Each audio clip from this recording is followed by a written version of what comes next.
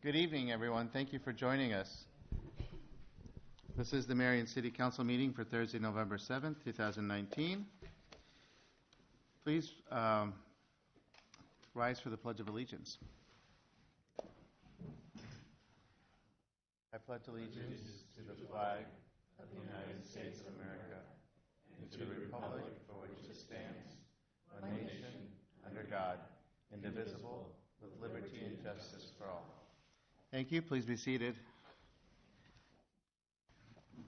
May we have the roll call, please? Mr. Draper. Here. Ms. Atkins. Mr. Jensen. Here. Mayor Abu Asli. Here. Mr. Sterned. Here. Mr. Brandt. Here. Ms. Gedalia. Here. Thank you. This time we have a moment of silence.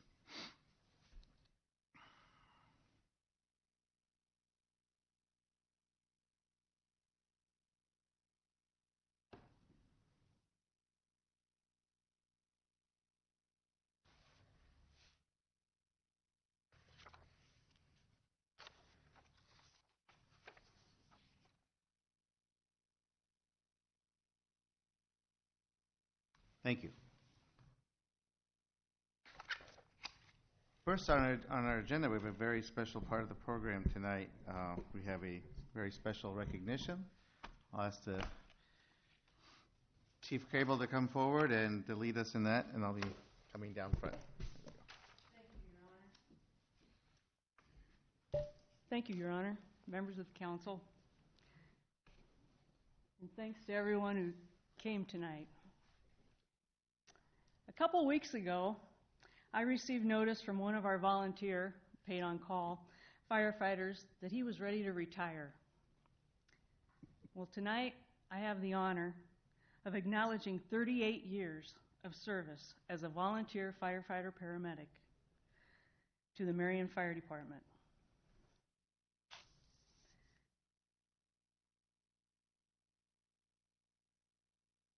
Oh, yeah.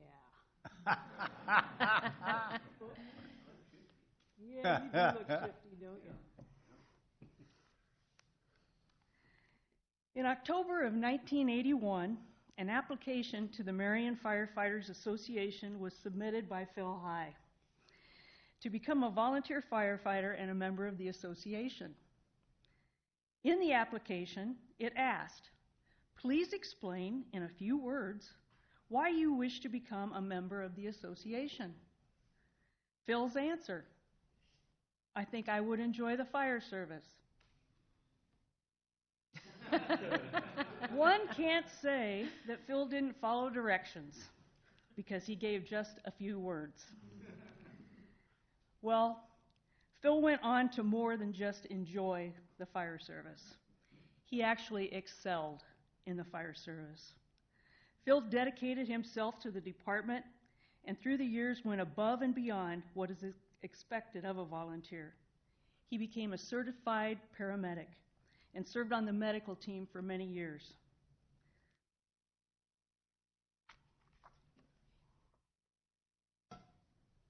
Oh, no, I don't want to do that one.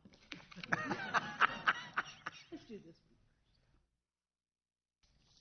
He became an instructor for the department in many areas, including aircraft emergencies and vehicle extrication. I can say that Phil is going to be a great loss to our department, as his knowledge of extrication far exceeds a majority of firefighters throughout this country. In fact, in 2001, an article was written about Phil on our department. I'd like to share a little bit of that article. Although there is no current certification for this type of extrication training, High is quite possibly one of the most knowledgeable firefighters in the state on this topic. High is from Marion and has been a volunteer with the Marion Fire Department for 20 years. He teaches state classes on this type of rescue and has provided extrication training throughout the nation. Phil was a great mentor also to all of our newbies on the department, or probies, as we call them. He would take them under his wing and groom them into becoming good firefighters. Phil was a team leader of the paid-on-call personnel for several years. He set an example for our volunteer firefighters by always responding when being paged to emergencies. He always told the other volunteers, he always said to them, when the pager goes off, get your derriere out of bed and get to the call because we need you. There was other stuff I said. Yeah. We won't go there. I could go on and on telling you about the service Phil High has given to the Marion Fire Department and the city of Marion. I personally cannot thank Phil enough, as he has taught me a lot over the years. And when I came on as a young rookie, he accepted me and was determined to help me in any way he could. I have a quote that reminds me of Phil. The heart of a volunteer is never measured in size, but by the depth of commitment to make a difference in lives of others.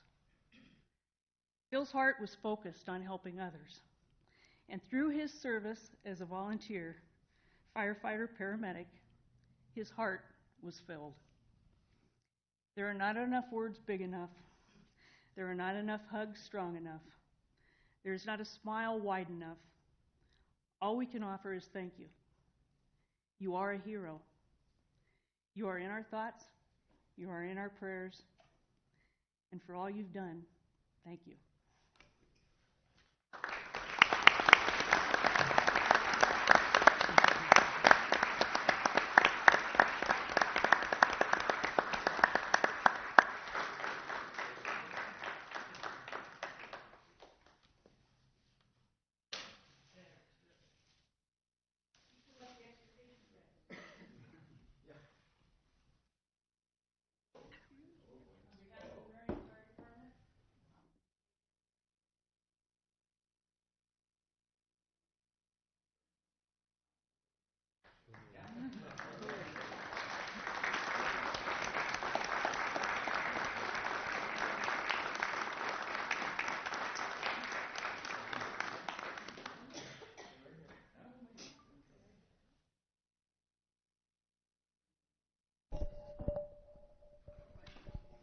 Well, Phil,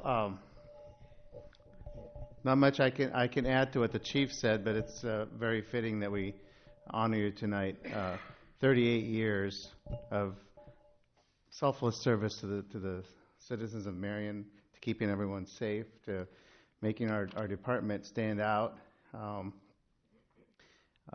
You've played a big role, and we owe you a great debt of gratitude. And on behalf of the City Council, all our city staff, and all the residents of Marion, I want to thank you from the bottom of our heart. Thank you. You're correct. Thank you is not, doesn't seem like it's enough, but that's the word we have, and we really appreciate everything that you have done in your service. I do have one more presentation to make. This was provided by Phil's wife, Pastor Becky. On a church-sponsored mission trip to Tepe in Nicaragua in 2007, Phil had the opportunity to visit the local fire department, where he discovered that they were fighting fires without any protective clothing, no boots, no breathing apparatus. They also had no extrication tools or opportunity to receive training. Over the next 2 years, Phil was able to secure turnout gear, boots, and other articles of protective clothing for the entire department. In addition, he was able to give Carazo, which is where this city is located, its first Jaws of Life tool, and spent 2 weeks there training them and other local departments in techniques of extrication. So not only is he an expert in the United States, he's the expert in Nicaragua too. Several years later, the mayor from Tepe Fire Department purchased a fire truck in the U.S., and Phil helped the chief navigate the international purchase, securing insurance and all that was needed for documentation to ship the fire truck to Nicaragua. Because the chief had no U.S. driver's license, Phil drove the truck from Marion to Miami, where it was put on a ship for transport. How's that for helping out in selfless service? The chief of Tepe Fire Department regretted not being able to be here in person for this, but he did send a certificate that we want to present on his behalf and on behalf of their fire department.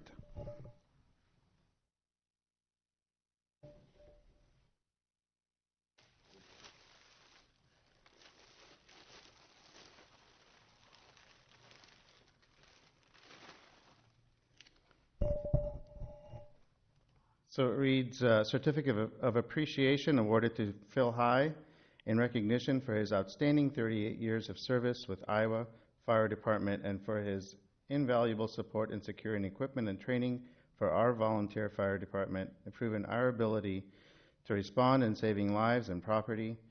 His devotion to duty is greatly appreciated. Jinotepe, Nicaragua, October 15, 2019.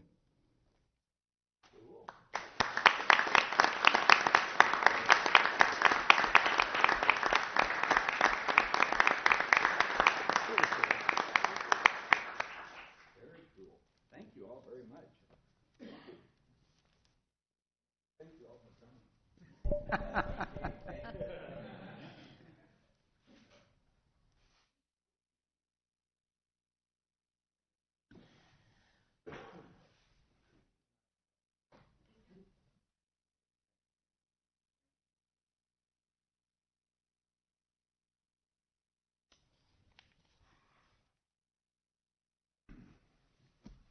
One more thing, Your Honor.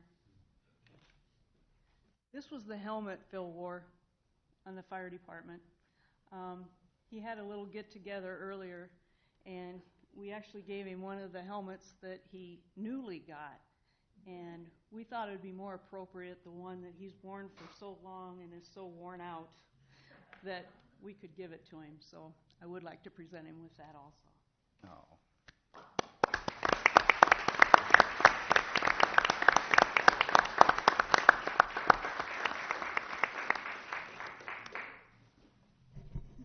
Thank you again. Okay, moving on with the remainder of our meeting.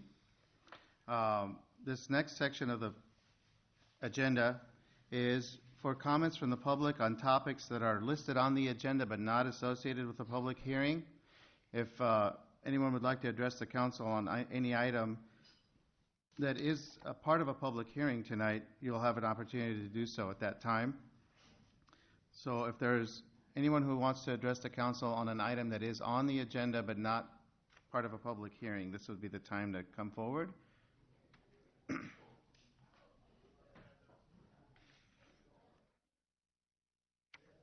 Okay, seeing that no one is coming forward, we will move on with the consent agenda.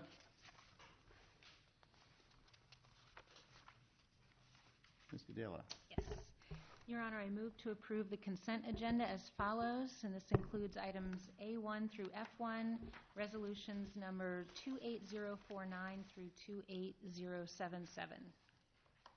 Second. Okay, it's been moved and seconded to approve the consent agenda as presented, items A1 through F1, including resolutions 28049 through 28077. Discussion?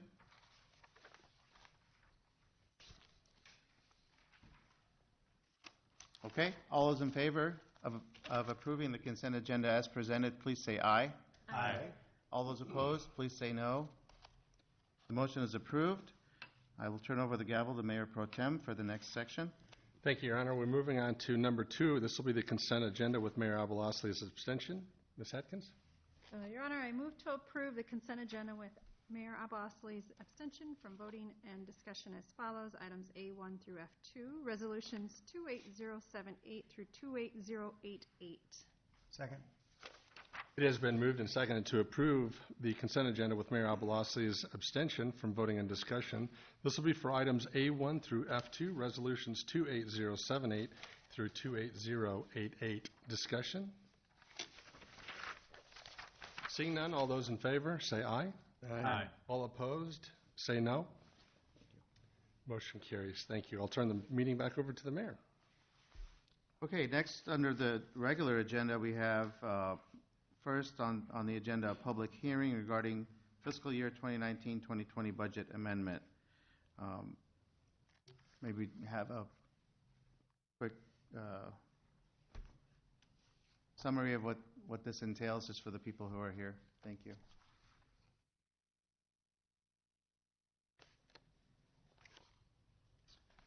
Good evening, Your Honor, and the rest of the City Council. Tonight's budget amendment is part of the beginning of the year right-sizing of some of the changes that we discussed in last year's budget that we weren't able to make due to the publication date that we'll look at when the budget was adopted. So the majority, what is in there, will consist of position reallocations with a net zero impact across the budget, as well as any carryovers that we weren't able to work into the budget in FY19 that we're moving into the FY20 budget due to the timing of when services were rendered in there. In addition to that, we had a couple of revenue places just of note of additional revenue for the library, as well as additional revenue that we're receiving in communications that were coming through for special events of sponsorships that we're receiving in there. Great. Thank you. Is there anyone here to address the council on this measure, either for or against? Please come forward. This is the public hearing on this measure. If anyone's here to address the council, please come forward.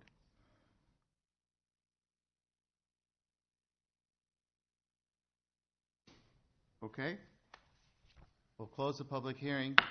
I would ask the staff to let us know if any comments have been received outside of this meeting from citizens. My office has not received any. Okay. None? Okay. Then we'll move on to the resolution.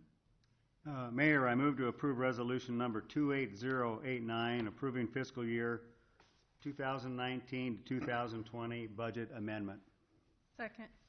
It has been moved and seconded to approve resolution number 28089, approving the fiscal year 2019-2020 budget amendment. Discussion? Okay. All those in favor of approving the resolution, please say aye. Aye. Aye. All those opposed, please say no. Motion's been approved.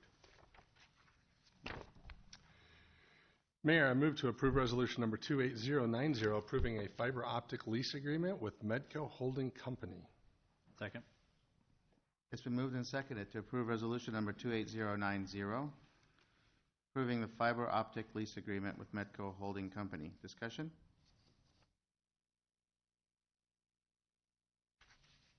All those in favor, please say aye. Aye. All those opposed, say no. Motion is approved.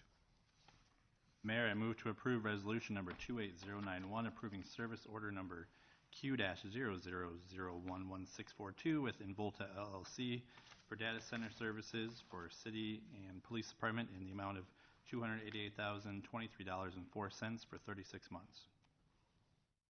Second. Okay, it's been moved and seconded to approve resolution number 28091, approving service order number Q-0001164 with Involta LLC for data center services in the amount of $288,023.04 for 36 months. Discussion.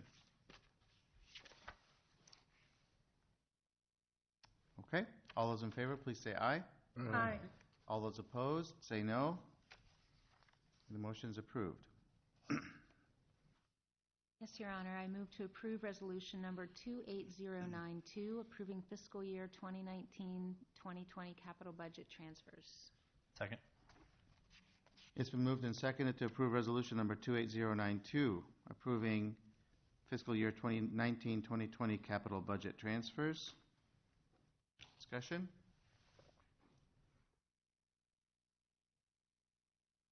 None? All those in favor of resolution 28092, please say aye. Aye. All those opposed, say no. Motion's approved. Your Honor, I move to make a motion directing staff to solicit requests for qualifications regarding audiovisual equipment. Second. Okay, it's been moved and seconded to direct staff to solicit requests for qualifications regarding audio-visual equipment. Discussion. I had some questions on this one, Your Honor, and I may ask for the staff to give us some backfill on this. I do know that both of these line items were previously in the consent agenda, and I know they were both listed on the CIP, but could we get a little background again as to what both of these items are? Or if you want to speak to them separately, we can do so. And then what was our allocated budget for that? I would just like for us all to be re-educated as to what those numbers were for making the alterations to city council Sure. chambers. I'll go ahead and, since they are related together, I'll go ahead and address them together. I know it's hard to conceive of the fact that this building is now 13 years old, but the AV equipment that's being used here in the city council chambers, a lot of it is original to the building. Some of it has been replaced as we had a lightning strike several years ago that burned out some of the pieces of equipment. It has been a continuing maintenance issue because we still have lingering problems that will occasionally show up. But one of the challenges that we have with this setup is that it doesn't, for example, integrate into software programs. So we can use these types of monitors, but if you wanted to go to a more advanced system where, say, the city council could have computer monitors at your dais that you could control individually to look at exhibits or things like that right in front of you, it does not have those capabilities. It doesn't have the capabilities to integrate directly with agenda management software, which would allow for the city clerk to be able to, for example, some of the packages will allow for live typing of minutes, and she can actually, or whoever the clerk is, can actually index the minutes to the spoken part of the meeting as it's going live. So when you put it out there for the public, if they click on a line item from the agenda, it will actually play the audio for that piece of the agenda. The advantage that that kind of software has is that, say, someone comes up at the end of the meeting in the public forum and asks a question and gets a response, you can actually click that and index it back to the original discussion, rather than somebody having to go all the way to the end of the meeting and have no knowledge that that piece of it was being talked about. So we're really looking at an update to both of these that will allow us to manage the workflow a lot better.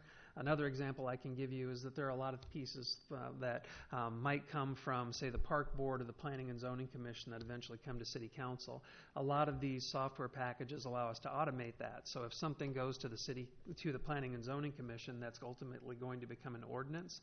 When the Planning Department puts it in on the Planning and Zoning Commission agenda, it would automatically populate on the Council's agenda for its 3 readings. You can set those rules up so that there's just less opportunities for human error, simplifies the agenda process, makes sure that all of the departments and all the boards and commissions are using an integrated system, and brings things up to the City Council a lot more cleanly. So we're looking at a pretty extensive update. This part of it, we're anticipating that we will have continue to have audio recordings with it. All of them have video capability, but the room really isn't set up for that. And as we've talked about video capability internally, about the only way we could really do that would be to stream council meetings. We have so many different cable providers, plus you have satellite, that by the time you figure out how you could get on 3 or 4 different cable systems, you're still only hitting about half of the households in Marion. So we were not anticipating that this piece would include video at this point, but it would have the capability to add it in the future. If my memory serves me correctly, I think there's $150,000 in the CIP for the updates. And that will suffice for both of these items? The agenda software packages that we've been looking at range in cost, but I think the most expensive one was around $25,000. Then the remainder would go towards AV, but we would simply scale what we would do with AV towards the budget.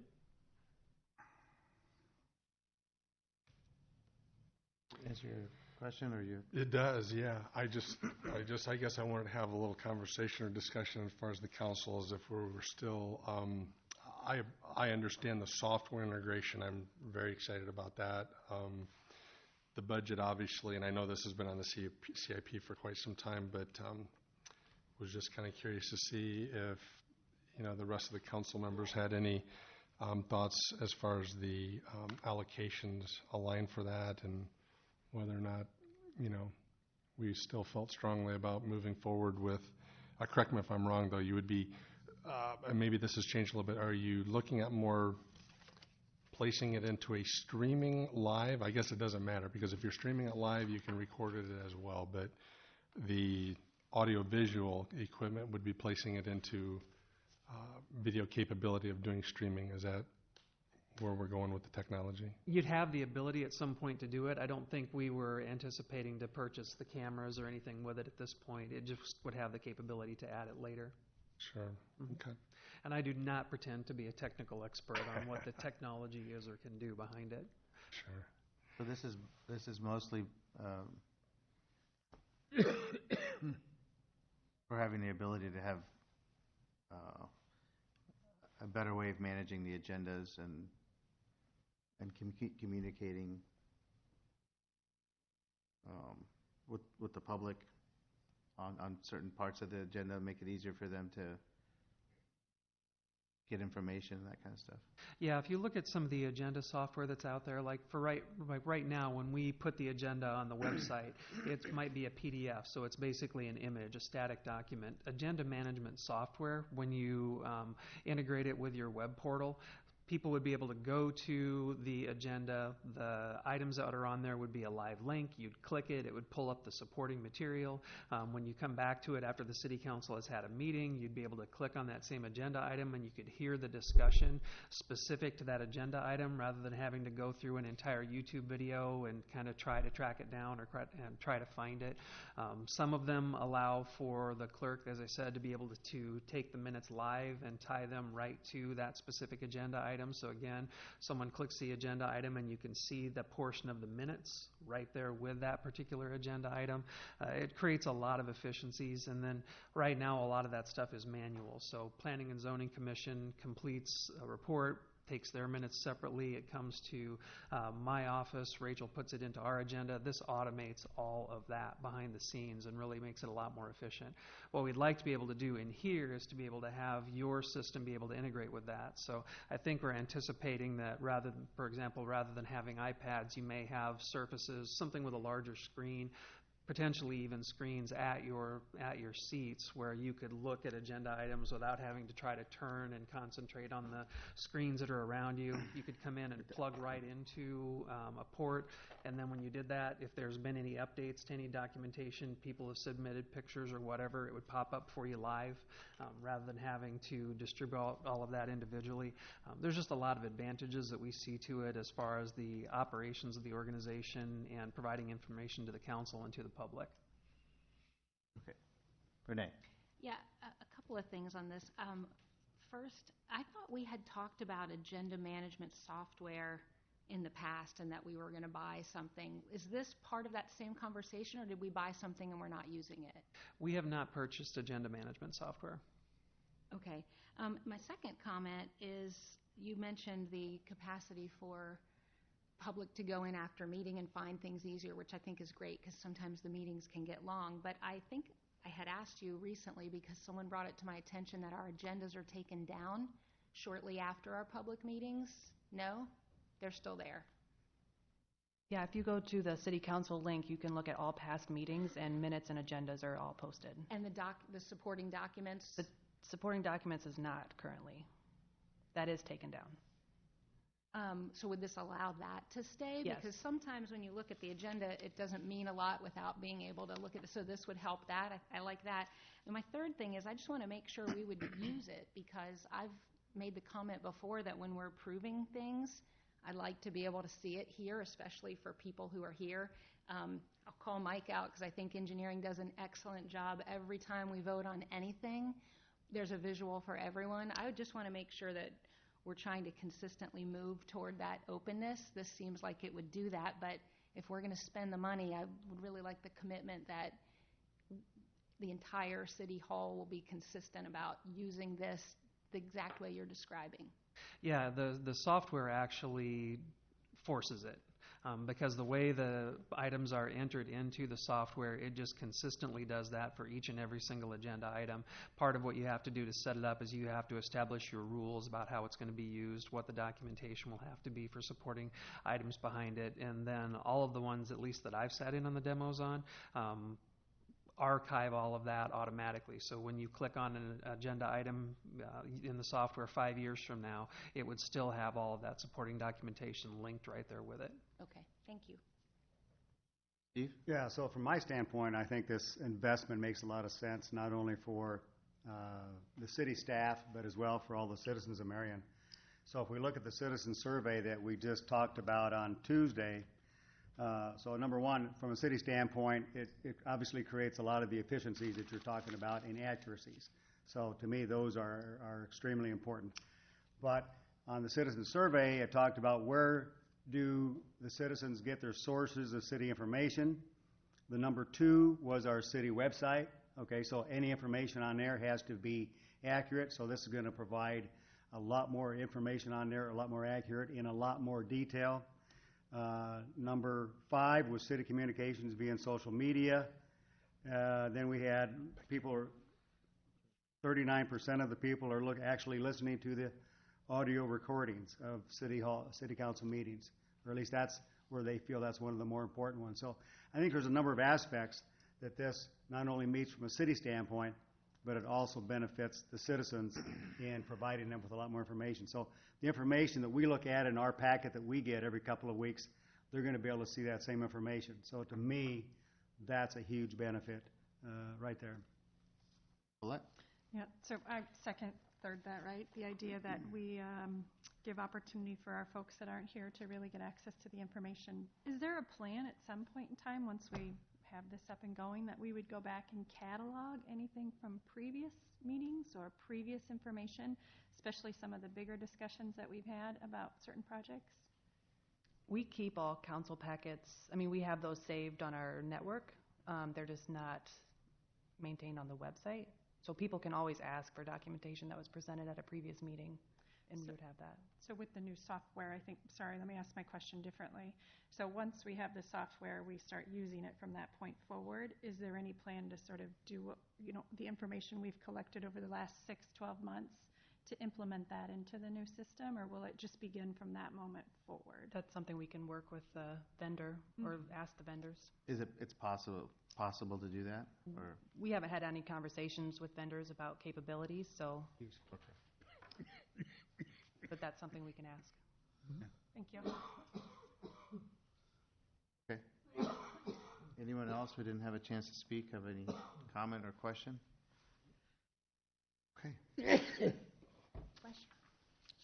Any further discussion on item, this is number 6, the motion directing staff to solicit requests for qualifications regarding audio-visual equipment.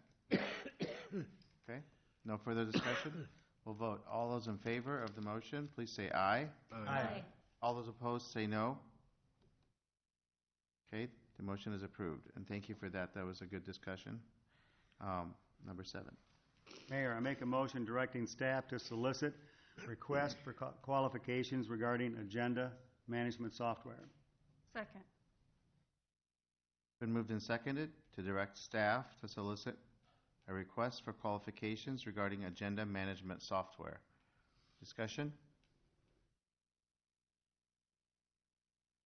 All those in favor of the motion, please say aye. Aye.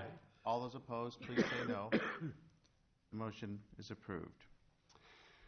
Mayor, I move to approve resolution number 28093, approving the shared road maintenance, snow, and ice control agreement between the City of Marion and Lynn County Secondary Roads.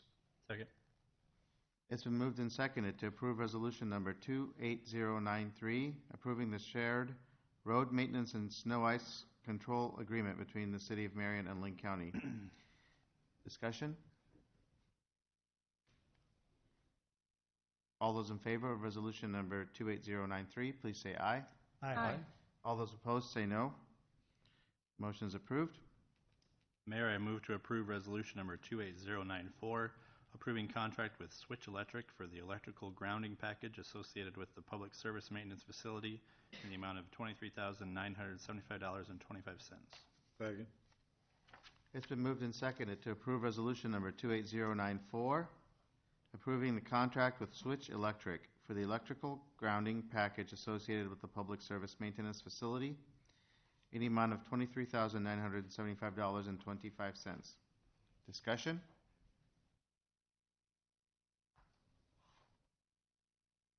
All those in favor of resolution number 28094, please say aye.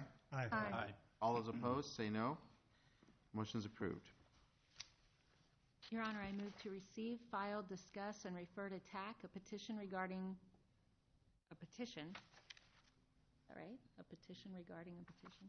to add a stoplight to the intersection of Indian Creek Road and 29th Avenue on behalf of Rebecca Cleveland at 2770 Northview Drive. Second.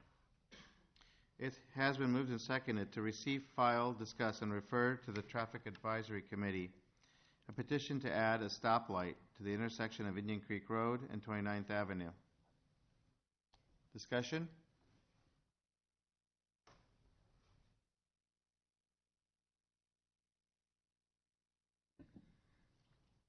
So this will go to TAC and come back with a recommendation, or? The next item is the Oh, the next, okay, that's right. Okay, all those in favor of the motion to receive, file, discuss, and refer to TAC, the petition, please say aye. Aye. All those opposed, say no. Okay, the motion is approved. Mayor, I move to receive, file, and concur with the TAC report regarding a petition to add a stoplight to the intersection. Oops, I'm sorry. Keep going. Sorry, my bad. Keep going. Stoplight to the intersection of Indian Creek Road and 29th Avenue. Rebecca Cleveland, 2770 Northview Drive. Changed my name tonight. It's been moved and seconded to receive, file, and concur with the traffic advisory report regarding petition to add a stoplight at the intersection of Indian Creek Road and 29th Avenue. So I will just add here that this exact issue was reviewed within the past year by the Traffic Advisory Committee, so we already have a report. So that's why the report's already in existence, and that's why it appears on the same agenda as the motion to refer to the Traffic Advisory Committee. It's a new request, but the issue was studied and considered by the Traffic Advisory Committee, and there was a report on file that's fairly recent, and so that's why it's on the same agenda, correct? That is correct. Okay. All right, so any discussion on this item? Can you just, for purposes of the public, remind us what the Traffic Advisory Committee report Sure. said about this? Sure. So it's about a 95-page report. It was a very in-depth. We did traffic studies for both pedestrians, vehicles. We met with the school crossing guards. We had meetings with the school.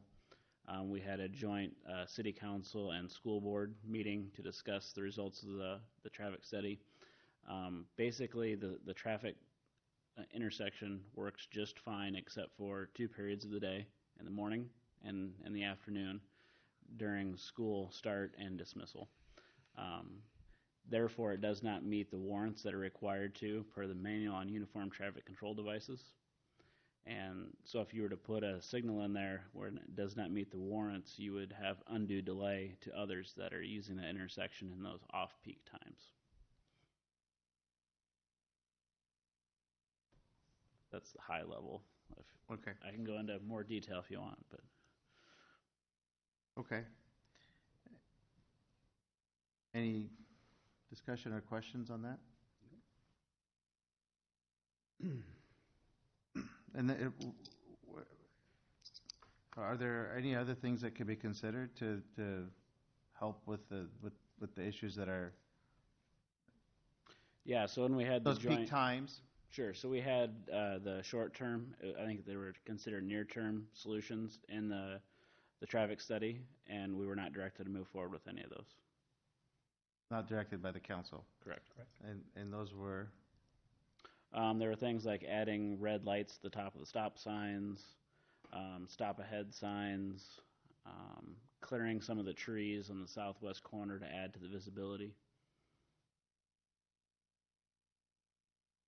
And those would alleviate some of the concerns in this current petition? It would not. What they're asking for They're is asking a for a stoplight. stoplight. Yeah. Because of the traffic, Correct. not for any safety concerns or, I mean, Well, I'm sure it's for safety, but it doesn't meet warrants in order to put that signal in.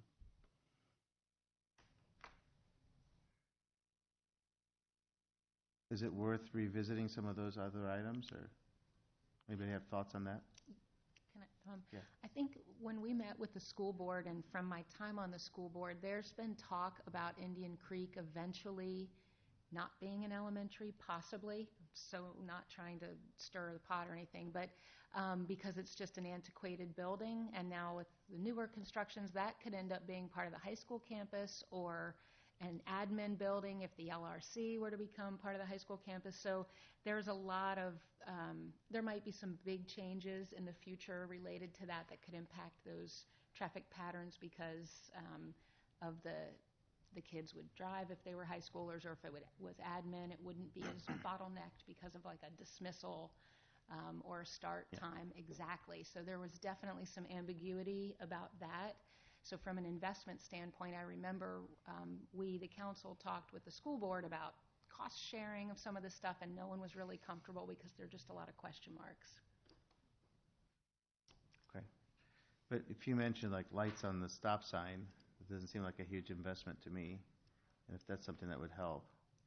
You know, I don't, yeah, and there was statistics and everything in there in the report that said, you know, it does have a temporary effect.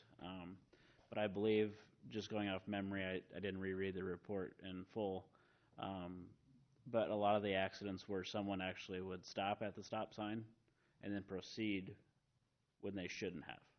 So the adding a red light to it does not solve that problem. I remember the discussion on removal of trees, Mhm. and that wasn't going to help at all either?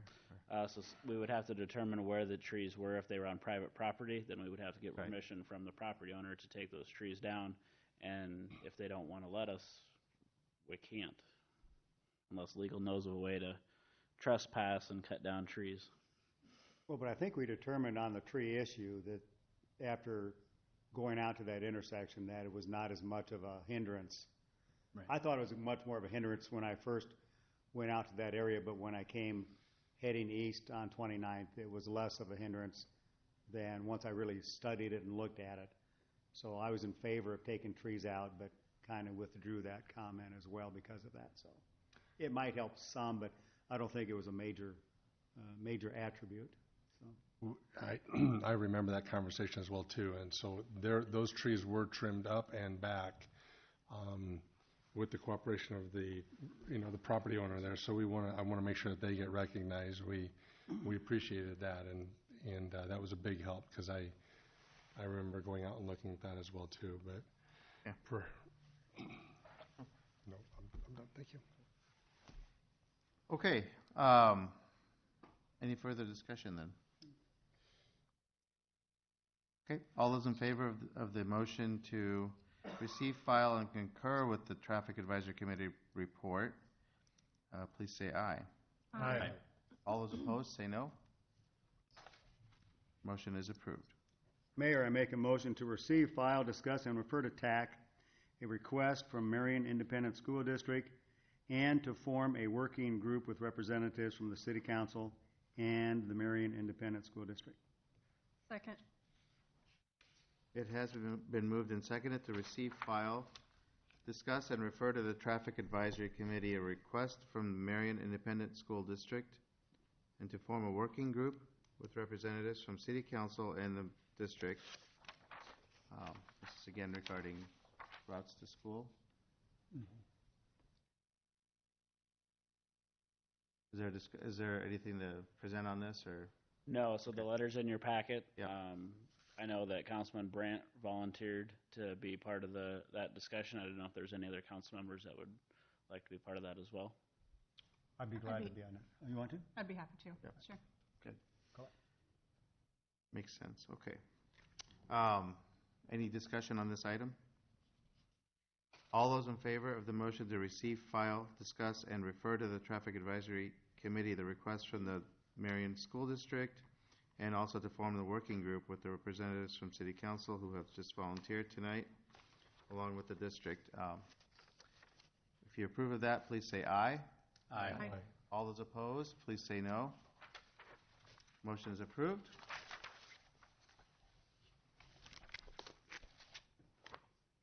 Mayor Pro Tem? Yes. Mayor, I move to approve resolution number 28095, authorizing a funding application to the Corridor Metropolitan Planning Organization for surface transportation block grant funds in the amount of $2,801,000 and committing to provide local matching funding of the Marion Boulevard, 7th Avenue, 10th Avenue project in Marion. This is 7th Avenue, 12th Street, 222nd Street. Second? It's been moved and seconded to approve resolution number 28095, authorizing the funding application to the CMPO for surface transportation block grant funds in the amount of $2,801,000 and committing to provide local matching funding for the Marion Boulevard, 7th Avenue, 10th Avenue project. Discussion. Okay. All those in favor of resolution number 28095, please say aye. Aye. All those opposed, please say no. Motion is approved. Good luck. Hopefully we get the funding this time. Now, Mr. This Gray. one mine? Okay. Mayor, I move to approve resolution number 28096, approving Rookwood Estates First Edition Final Plat and Memorandum of Agreement for property located east of Scott Street and north of Cope Drive, Marion, Iowa. Rookwood Estates, LLC. Second. It's been moved and seconded to approve resolution number 28096, approving Rookwood Estates First Edition Final Plat and Memorandum of Agreement for the property located east of Scott Street and north of Cope Drive. Discussion?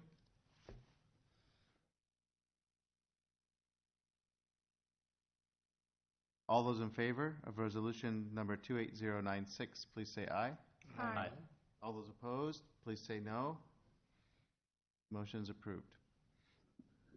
Your Honor, I move to approve resolution number 28097, approving plat of survey number 2352 for property located east of Alburnett Road and south of Bent Creek, Marion, Iowa. And this is on behalf of Fraser Investments, LLC. Second. It's been moved and seconded to approve resolution number 28097, approving the plat of survey number 2352 for the property located east of Alburnett Road and south of Bent Creek. In discussion? Yes. I thought it was, is it what's in red? No, excuse it's- me, no, it's not. It's the north half here, the line comes Yeah, across here. okay. Yep. All right, that's what I thought. Okay, good.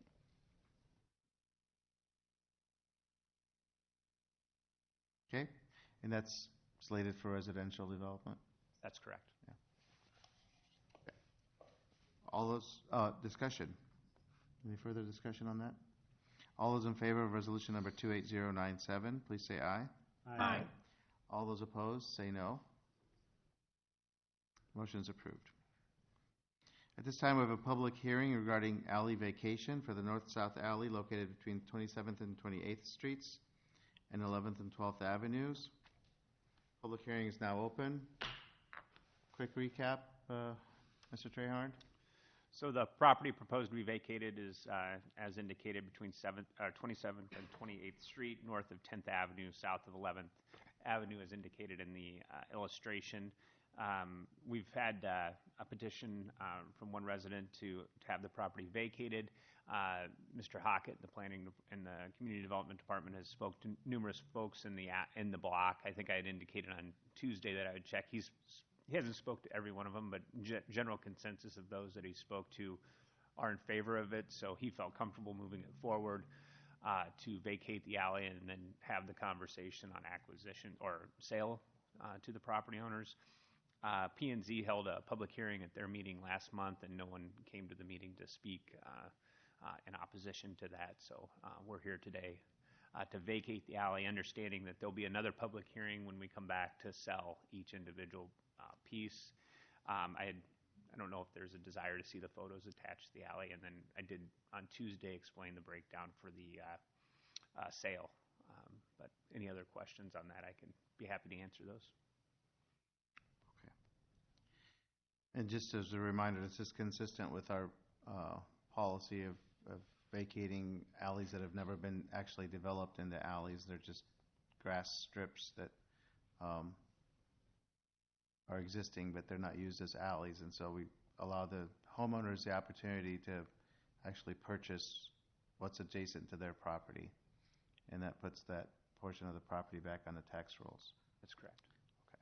So this is just the public hearing for vacating the north-south alley in this block. If there's anyone here to address the council on this measure, please come forward, either for or against. Please come forward.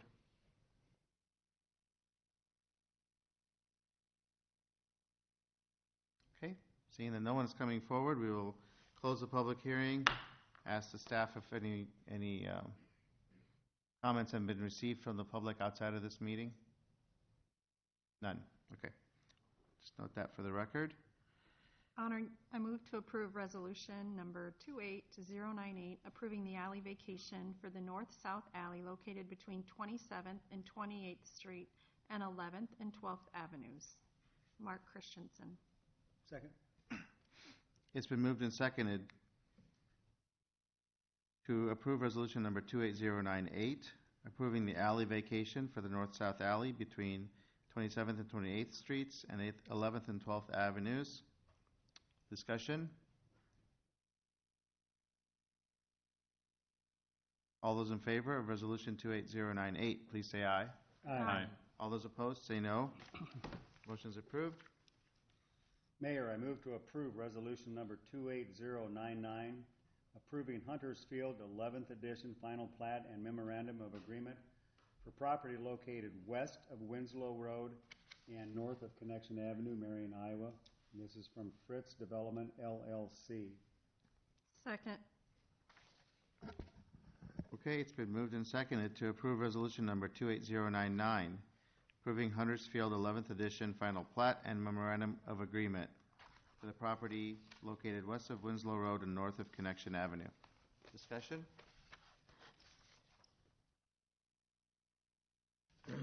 All those in favor of resolution number 28099, please say aye.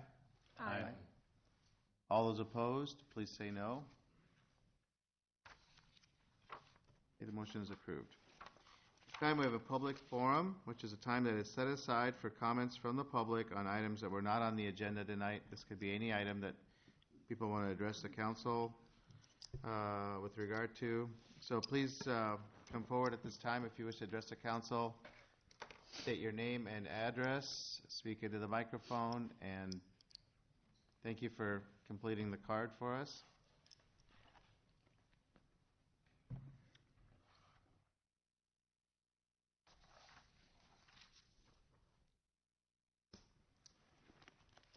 Good evening, Brian Rostek, 4140 Deer Valley Drive in Marion. I'm here to voice a concern that has been growing amongst my neighbors. That is the lack of sidewalks that connect Deer Valley Drive, the Antler Court neighborhoods, as well as the Chapel Ridge apartments to the rest of Marion, essentially. We are frequently seeing residents from Chapel Ridge walking on the road down Munir, and then again on the road on 35th to get to the bus stop number 3 up by Hy-Vee, and to CVS, Hy-Vee, and other service providers up in that area. So they're walking on the road, they have nowhere else to walk, or they're walking the grass occasionally. We also see kids from the neighborhoods and from the apartments traveling on Munir Road with their bikes or on the grass walking to get to the neighborhoods that are east and northeast. So this here is the Deer Valley neighborhood, this is Antler Drive, and this is Chapel Ridge. And then a bigger photo, again, that area right here, and we're talking about this area of Munir right here. There's no connectivity over to the other neighborhoods at all. As you're aware, 35th is through a heavy industrial area, a lot of big trucks going through that area. And Munir Road is an older, narrow, and just learned today, a county road, so this may, I guess, cause an entanglement of some sort, we don't know, but we have to start somewhere. So, with a speed limit of 35 miles an hour. So Marion PD does a good job of patrolling that, but they're not there all the time. The speeds get a little high, and it's concerning seeing the kids riding the bikes there. We'd like to know what, if any, plans exist to install sidewalks in these areas, and if no plan exists, we'd like to know the next steps that would be available to, for us to have a request for sidewalks assessed and for necessity and viability.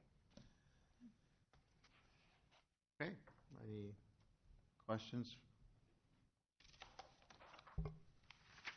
I'd just like to direct kind of the question over to staff or to Mike and see if he could answer So I think that questions about it would probably be useful to have a meeting with the city staff, the engineer, Okay.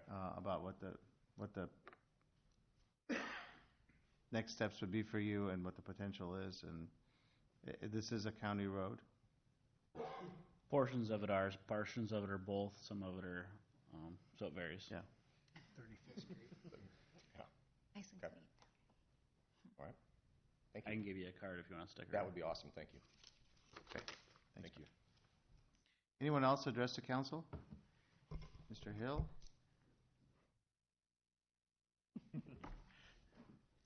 I thank you. My name is State Joe. your name and address, please. I've got this down. I've been here before. You got the Getting door good down. at it. Joe Hill, 1325 Pacific Highway, 2707 San Diego, 92101. I have fun stuff to talk about tonight. Make it, and it's, I like to, I like chatter and I like people to talk about different things. And, but first I want to congratulate everybody that was up for election and thank you for everything you do. I know it's a tough job sitting in all the meetings and stuff you go to, but I want to let you know that from my perspective, I see what you do and recognize it. I think that's important to do that. The next thing I wanted to thank everybody for is their support on my Carriage Corner project. We are getting everything set up for the spring of 2020, and the moving party is still on. We just ran out of time this year with all of the planning and zoning and different things. I didn't know the time process was going to be that long on it, though. But tonight, Jamie and I, he's sitting back here, are here to announce that in the next week we'll be closing on the sale of the Maidwright building, or the Owen building. On the purchase. The purchase. We're purchasing the purchase of it. We are, however, changing the name of the building because of the different, to make it look a little bit better, to the Marion City Square LLC. And when I went back and read the history of the area, they kept referring to City Square. And so I wanted to have something that tied Marion City Square. That way the apartments that are above it would be the City Square apartments and the building would be the Marion City Square. And I know there's a lot of City Square kind of combinations there, but that was why we did it that way there. Many times over this last year, I have heard that my ideas could not be done. That motivates me even more and to make those positive things happen. I come to Marion, as everybody knows, I repeat myself, to see and care for my mom. I wouldn't be here otherwise. This has drawn me back to some area that I grew up in, and that means a lot to me coming back. And I look at all these, and I look at all the projects. And the city of Marion is benefiting in the years to come by all the different things that I have my fingerprints and hands on. And I do want to make it. I do believe it makes a positive impact. Jamie and I, we have big plans for the Maidwright building.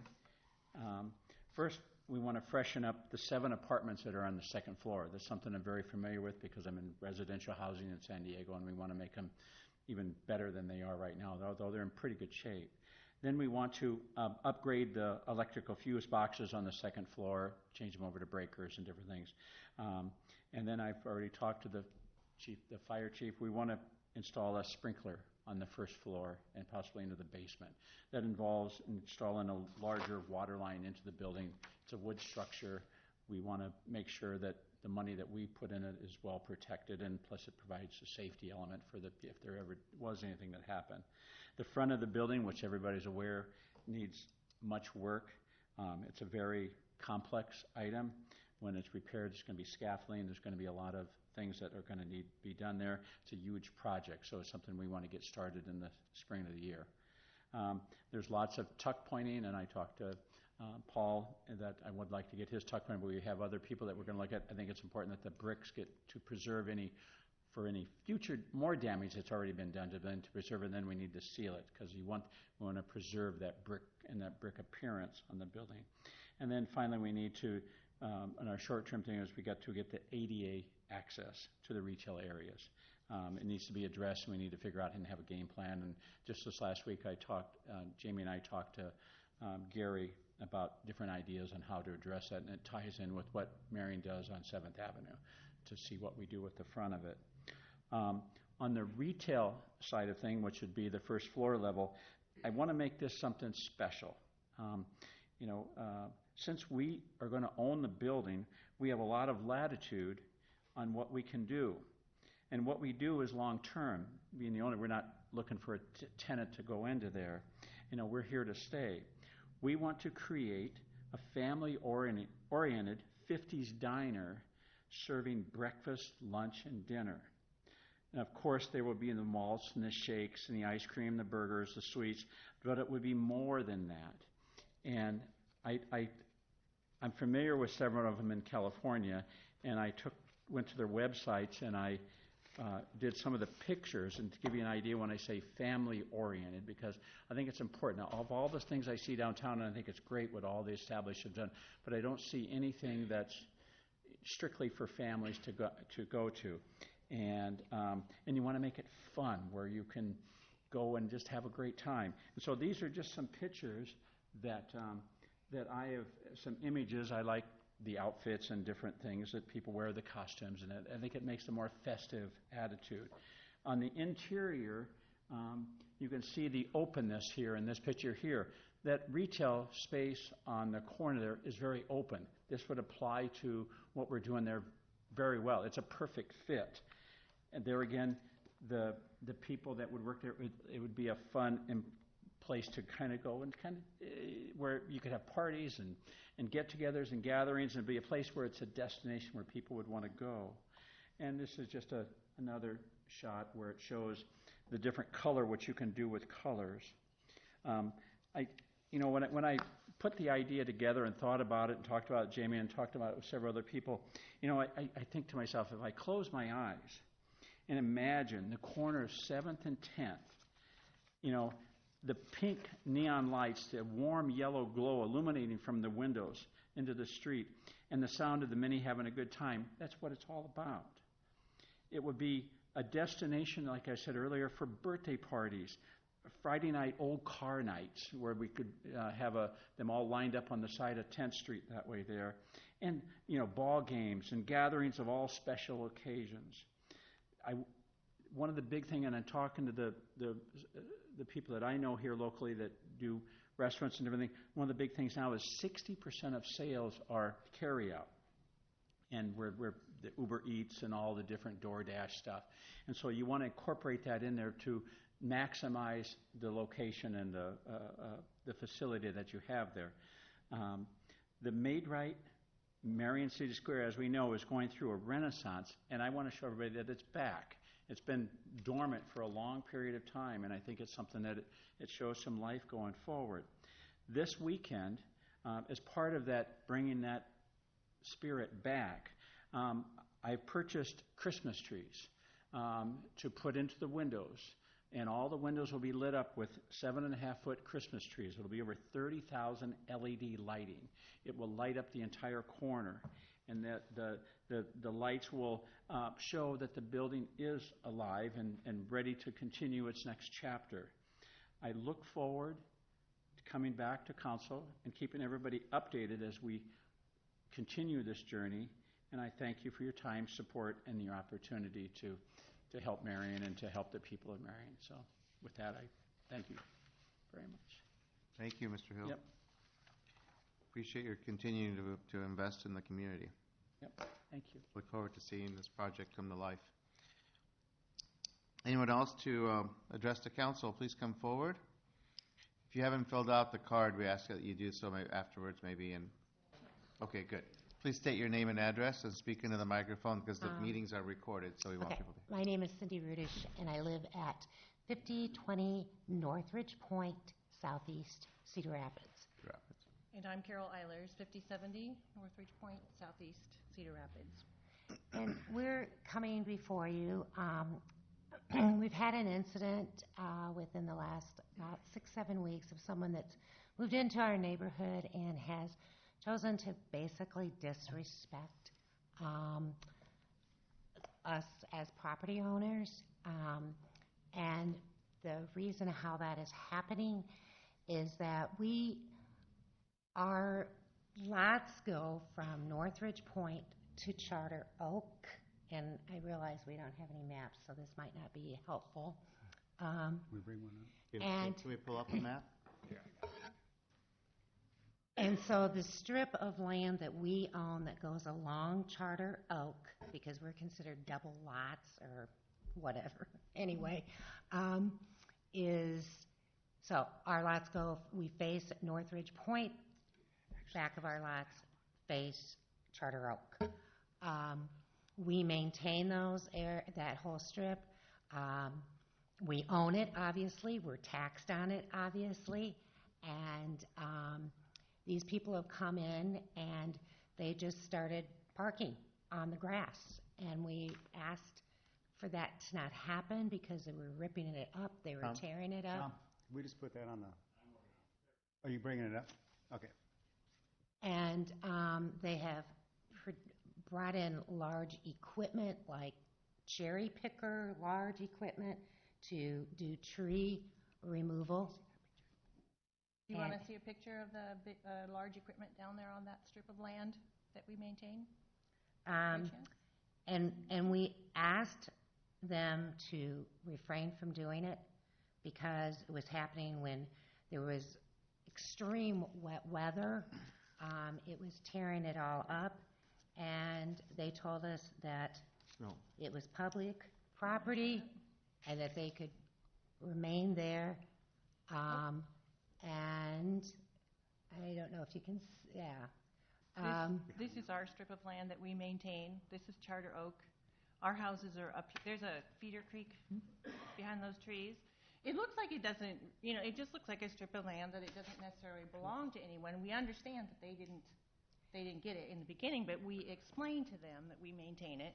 And by them parking their heavy equipment and trucks and everything there, they've left ruts over a foot deep. And we have, not only do we have one of our neighbors who could not be here that goes, if you look at it, if you go from bridge to bridge, I guess is the way to say it, the bridge that crosses over Northridge to the bridge that crosses over the Horn property is the strip of land that we're talking about. They have an underground irrigation system, so it's not down in there very far, obviously. And they have ruts right now that are this deep throughout their area and as we've said, this has not just been once or twice, it's been numerous times. We asked them to please stop. We wrote them a letter that has only incited more anger towards us and retaliation. And then the city came in because they were doing some work. They put up temporary no parking signs, and which totally understandable. Everyone else has not parked at all on any of the streets so that they make it easy for the street people to get in. And when that started happening, they just came right back in and started parking on our strips of land. And so what we're asking for, because we've checked with all our neighbors, it really doesn't affect anybody but 3 houses across the street, and we are not asking for no parking for our neighbors across the street. We want them to be able to park wherever they want, but we're asking for no parking signs to be put up permanently so we have a little more control over this situation, because right now we feel like we have no control. And quite frankly, I have had landscaping people that have had to either fill that in and now they're refusing to come because they won't bring their equipment because it's too rutted and it's impossible to deal with. So it's been weed whacked twice, and it's difficult to maintain. So because we're responsible for maintaining that strip of land, we are requesting help with keeping vehicles off of that strip so that we can do what's expected of us. So we're requesting permanent no parking signs along that strip of land. It's just a short little just to clarify for people, this is even though it's a Cedar Rapids address, it's a Marion. Right. So, It's within the Marion city limits, but it's in the Glenbrook Cove area. Right. So we're requesting no parking signs from bridge to bridge. Yeah, from Northridge Point to over here where it meets with, is that Westover? Westover. Yeah, it would be Westover. Just that strip of land. But we're not requesting it for the opposite side of Charter Oak. We do not want to impact our neighbors the 3 houses that are over there, we still want them to be able to, if they need to park in front of their houses, that they are able to do that. We're just basically saying we're trying to impact our own land and just that. So I'll ask the city engineer, this is a item that should be submitted in writing to submit to TAC? Yeah, and they have received the official correspondence Yes, policy. we did. Could you just clarify just for our, the information that we had is either 20 homeowners' signature and or 80% of the people that it would affect. So if we looked at our street, because it is a cul-de-sac and it's the only way, to get out is to go over Northridge Point Bridge, and then they would either go left or right on Charter. Those people that live on our cul-de-sac, and then the 3 houses that would be on Charter Oak, would that be the appropriate amount if we get 80% of those signatures? Yeah, why don't I give you one of my cards and we can discuss it afterwards. Okay. Just wanted to kind of clarify Sure. it. And I would also encourage you to communicate with your ward representative, Okay. Colette Atkins, and I think she can help you walk through the process too, great. and just Thank you. guide you through it. Okay. Yeah. Thank you. Thank you for your time. Well, it's nice to see you, and thank you for coming. Okay. Yes, sir.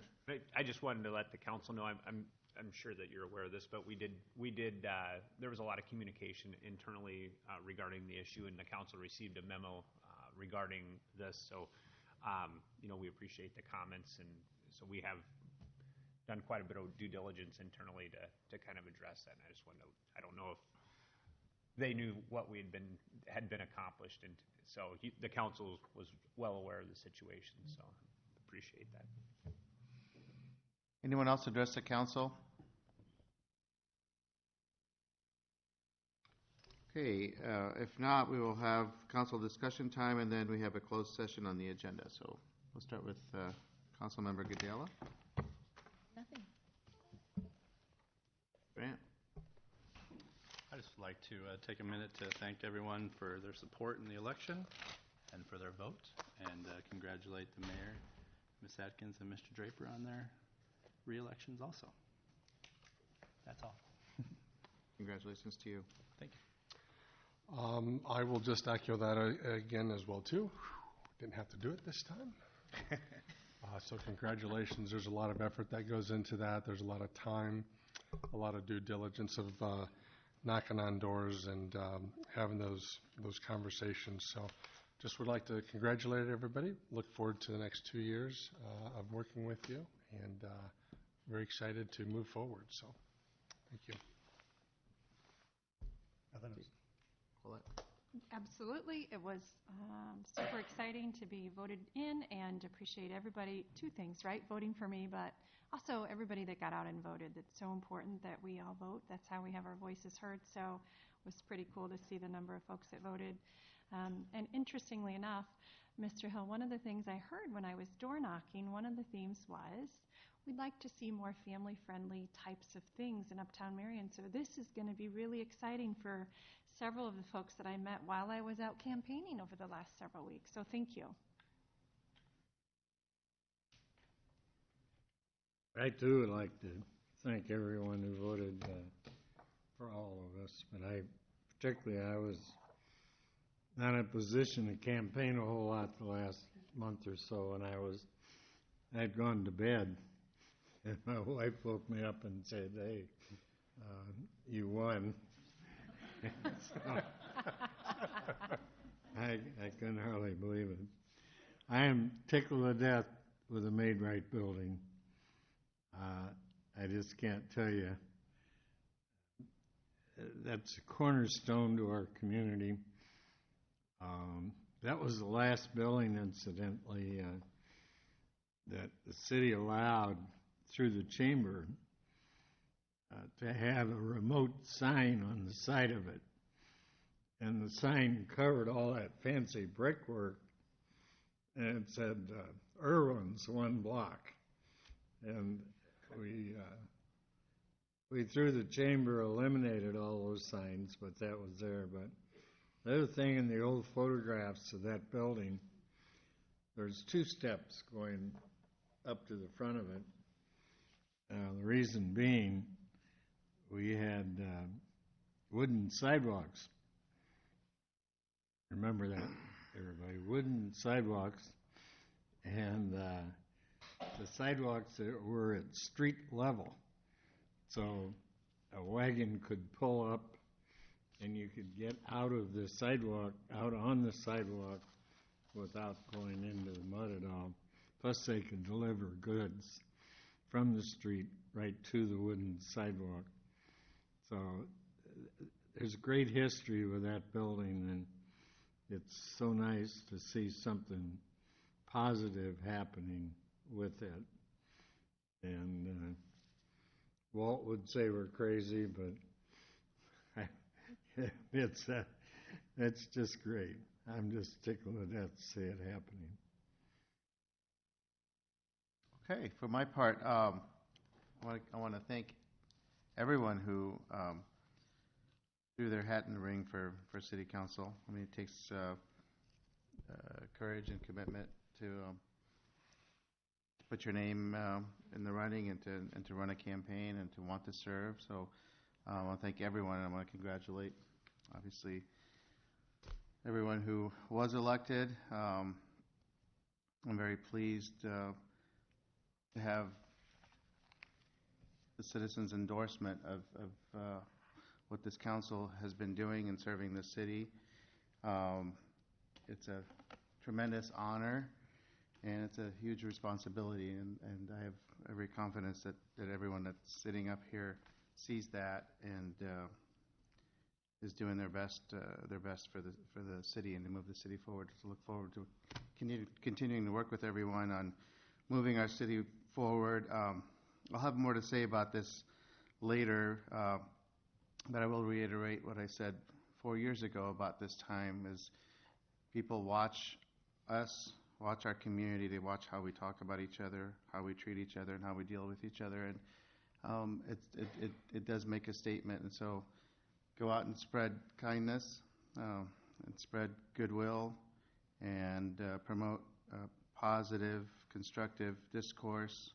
We won't agree on everything all the time, but we can talk about things in our community and issues and challenges in a way that where we can walk away and still be friends and neighbors and make an impression of who we are as a community.